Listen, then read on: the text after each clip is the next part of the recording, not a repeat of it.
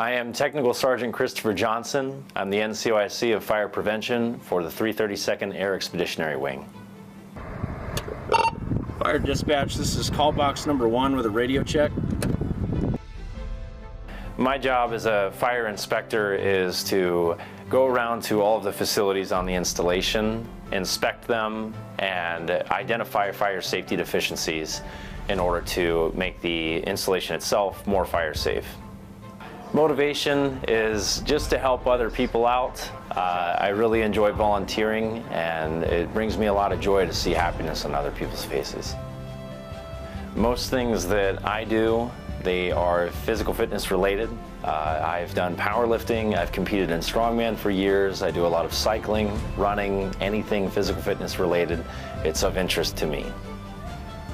Favorite part of my job is absolutely the public education portion.